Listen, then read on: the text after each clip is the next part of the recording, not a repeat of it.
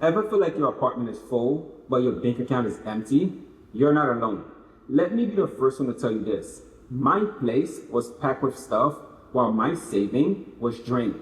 In a world that tells us more is better, we end up overwhelmed by clutter, stress, and bills. But what if having less could actually feel like you have more?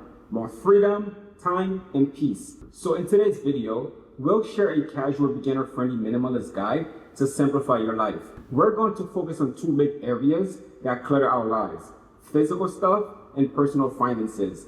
And don't worry, minimalism isn't about depriving yourself or living out of a suitcase. It's about making room for what truly matters to you. So I will get into 5 simple tips for your home and your wallet. Let's get into it. Number 1, simplify your space. Start small with decluttering. Now, let's tackle your physical space first. You don't have to purge your entire house overnight. Start small. Pick one junk drawer, shelves, or closet corner and declutter it. For example, I finally sorted out my dreaded drawer, the one with the old chargers, random keys, and receipt. I tossed or donated the junk and kept only what I actually used. It took less than an hour, but the relief was huge. And you might be wondering, why start small?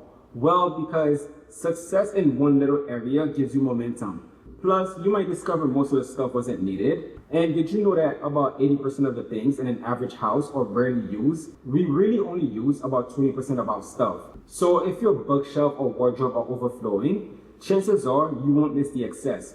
Go section by section, declutter that drawer or shelves, and with each space you simplify, you'll feel lighter and more in control. And here's the perks. Less stuff means less to clean and organize. Decluttering your home can cut housework by about 40%. How nice would that be, getting that much time back for yourself? So grab a single box or a trash bag and start with a small win. You'll be surprised how much different a little minimalism can make. Number 2, simplify your finances, track and trim your spending. Now that you clear a bit of space, let's clear up your budget. Think of your money like a clutter closet, and it's time to sort it out. Start by tracking where your money goes for a month, or review last month's bank statement line by line. And yes, guys, actually look at every charges. You might be shocked how many things you pay for and barely remember. This simple audit helps you spot the junk expenses to cut out. For example, I discovered I was still paying for a gym membership I hadn't used in ages. I cancel it and instantly save about $30 a month. And here's a challenge for you. Choose one expense you can live without, maybe a subscription, that daily $5 latte, or those impulse Amazon buy. By cutting unnecessary expenses, you save more money for what truly matters to you. And just like decluttering a room feels peaceful, decluttering your finances feels relieving. Because of the less financial stuff waiting on you, like unused subscription, random fees, multiple credit cards, etc., the less mental strain or stress you'll feel. You're essentially organizing your money to align with your priorities. And remember, minimalism with money isn't about being cheap. It's about spending intentionally. So track your spending and keep it simple.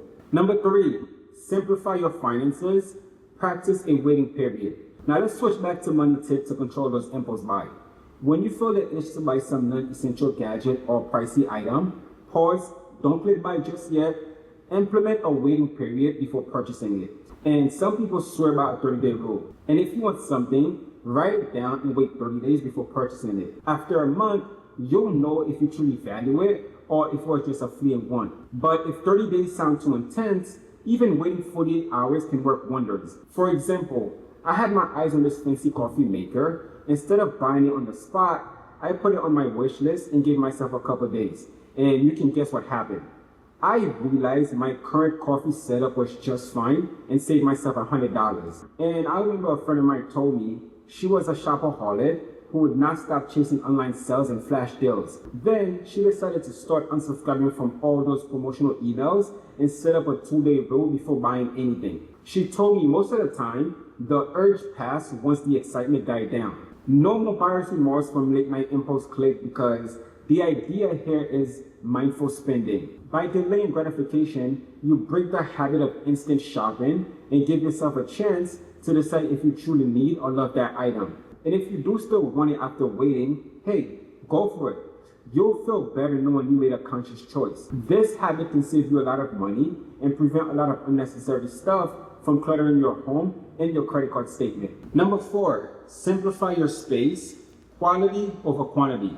Minimalism isn't about having nothing, it's about having less but better. Now, give yourself permission to keep only the items that truly add values to your life. The things you use often or that spark joy when you see them. It's better to have a capsule closet of 30 clothes you love wearing than a closet of 300 okay pieces that's mostly collecting dust. In fact, on average, we wear just about 20% of our clothes 80% of the time.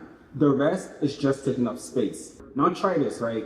Pick a category like clothes, books, or kitchen gadget and pare it down by say 25%.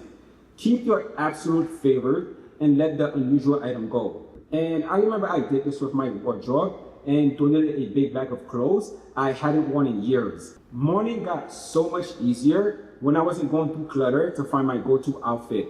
And you know what? I don't miss any of these extra shirts or shoes. And to make it even more relatable, think of your home like a curated art gallery rather than a storage unit. Display and use the item that means something to you. For example, keep the one set of dishes you really like instead of the 5 mismatched items. Keep the guitar you play weekly, but maybe sell the keyboard that hasn't been touched in years. When you surround yourself only with things that serves a purpose or bring you joy, your space starts to feel more calmer and more you. Plus, owning fewer but better quality items can save you a lot of money in the long term, since you're not constantly replacing cheap stuff. So with that, embrace the less but better mindset. Enjoy your favorite things and let the rest go find a new life somewhere else. Number 5, simplify your finances, automate and streamline your money. Our final tip is all about making your financial life as low maintenance as possible. Now let's face it, dealing with bills, account, and budget can be as draining as a messy room. So let's automate and streamline it. First, consider streamlining your account. Do you have multiple bank accounts or a wallet full of credit cards? See if you can consolidate. Many financial minimalists suggest having just one check-in and one saving account for everyday use. Fewer accounts mean less juggling and fewer chances to forgetting what's where. Likewise, you probably don't need 5 different credit cards. 1 or 2 that give the best reward or lower fees should cover your needs. I used to have a store card, gas card, you name it. It was a headache. Now I stick to 1 good cashback card and 1 debit card, and it's much simpler to track. Next, put your money on autopilot. Take advantage of online banking to automate recurring expenses. Set up automatic bill pay for things like utility bills so you never worry about missing a due date. You can also arrange an automatic transfer to your saving account each month. Even if it's a small amount, this way you're consistently saving without even thinking about it. I started by auto transferring $50 on payday into saving. I barely noticed it was gone, but over time, that built a nice little emergency fund. And you can do the same thing with investment or retirement contribution, a bit each month automatically. Essentially, you're creating a set it and forget it system for your finances. Fewer manual tasks and fewer things to remember. The result, you'll feel more in control with less effort. Simplifying money stuff frees up mental space instead of tracking 10 different payments in an account. And trust me, checking your bank balance becomes far less scarier when everything is organized and on autopilot. So give it a try and enjoy the peaceful mind that comes with financial simplicity. So thank you guys for watching today's video. If you gained any value from this, don't forget to like, subscribe, and push the notification bell for more unsustainable fashion, personal finance, and minimalism. I'll see you guys on my next video.